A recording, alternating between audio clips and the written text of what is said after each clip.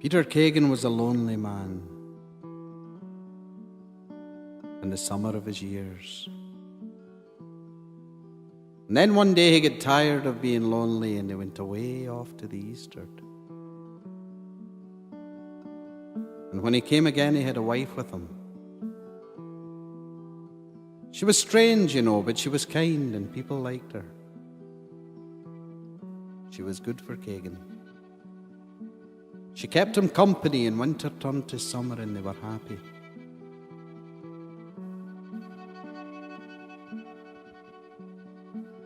Kagan had a dory then with a lug sail on her mast, and he'd go offshore for 3-4 days, setting for the fish. But his wife was sad then. She didn't like to see him go. She'd go down to the sea sometimes, and she'd call him. Kagan, Kagan, Kagan, bring the dory home. Wind and sea to follow thee, and all the ledges calling thee.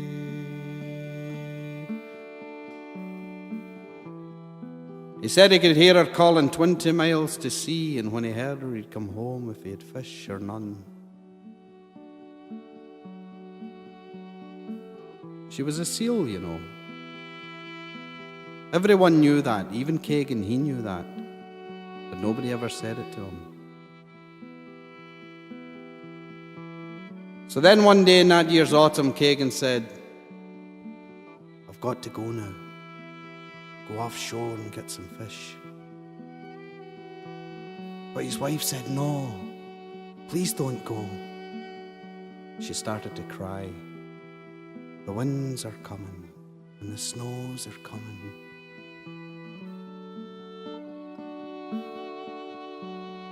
Kagan, Kagan, Kagan, don't go out to sea. Stormy winds and snows do come, and all but I do fear for thee. But Kagan wasn't afraid of snow, and it was early in the year. So Kagan put up his sail and he went to sea. He sailed in the middle ground, and the wind was west all day and going down, and the fish were coming to him. Kagan read the writing on the water and in the sky. He saw the haze not very high above the clouds, and he said, "That's all right for autumn. Only a change of wind. I'm not afraid of wind." But Kagan read it wrong this time. The wind went away and then it came back southeast and the fog came around him. So Kagan said, "I've got to go now. I'll find that gong buoy off the sunken ledges and then I'll know the best way home." So Kagan put up his sail and he bore away to the north for the gong. But the wind was watching. The wind backed around to the eastward and came breezing on against him. They sailed for a long time. The sail was pulling very hard. Finally, the wind was so strong that the sail tore out. So Kagan took his sail down, and the dory went drifting. He thought he could hear that gong buoy, and it wasn't very far away.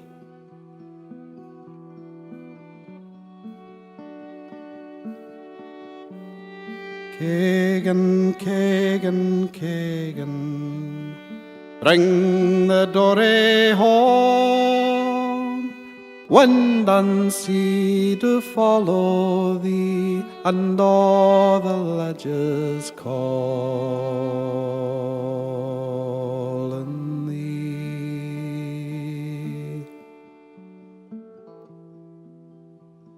But the dory went drifting, and by the gong buoy went away. Kagan said, "All right then." He put in his oars and he started to row back up to the gong. But oh, the wind was watching. The wind backed around northeast, making the seas confused. The wind said, "Listen, I have something to tell you." Kagan rowing, "I don't want to hear it." The wind humps up then, making the seas short, making it hard for Kagan to row. Finally, the seas are so steep that Kagan knows he isn't getting anywhere. So Kagan takes in the oars. And again, the dory goes drifting.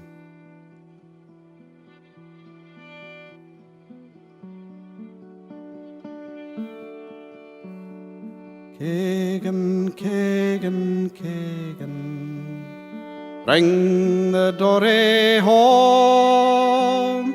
Wind and sea to follow thee, and all the ledges call thee. Kagan said, "All right then. Now I've got something to show you." He took a slip of wood for a needle and he waxed up a hand line for a thread, and he sewed the sail up smaller, sewed a reef in it. The wind said, "What you doing?" Kagan said, "You keep watching." So Kagan put up his sail and again he bore away to the nor'ard for the gong. Oh, the wind was watching. The wind backed around north-northeast. Kagan can't hold this course now. Kagan said, "All right then." He brought the boat about, and now he's steering eastward.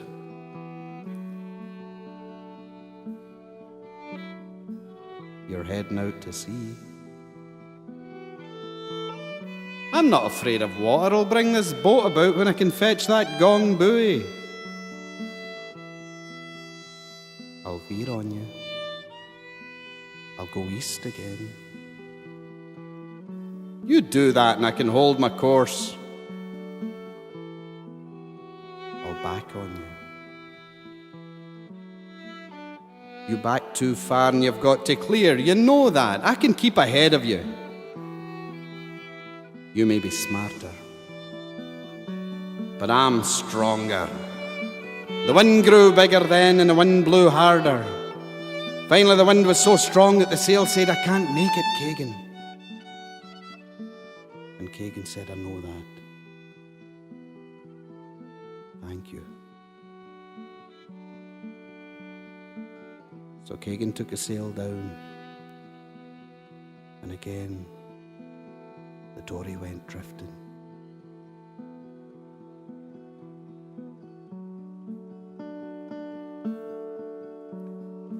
Kagan, Kagan, Kagan, turn ye now to me, turn your back unto the wind and all the weary wind is sea.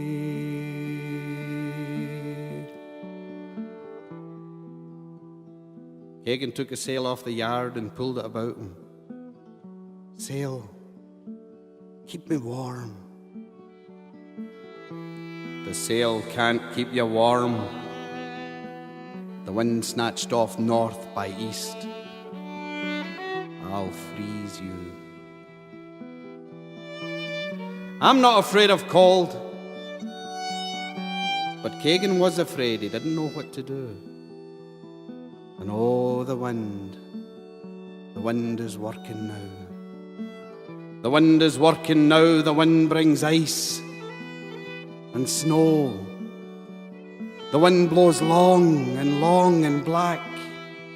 Kagan said, "I'm dying. Sail, keep me warm." And the sail said, I can't do it, Kagan. Kagan dying. And the wind blows.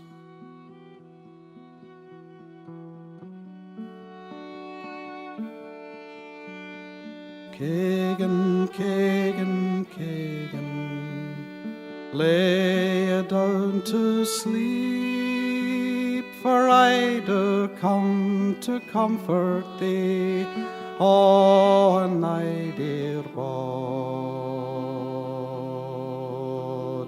keep. So Kagan lay down in the bottom of the boat, and he tried not to be afraid of the dying. And he dreamed of her then, his wife. And he dreamed she was coming to him. And he heard a long call down the wind. And he raised himself up and he saw her. Down the smoking storming sea she came. Over the rail of the dory she came laughing to his arms. And all in the night, and all in the storm they did lie. And the wind went away, and the storm went away. And in the morning they found him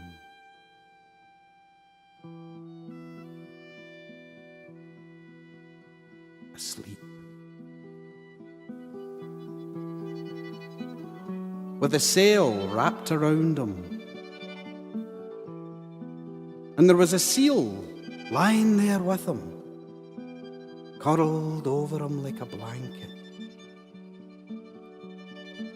And the snow was upon the seal's back.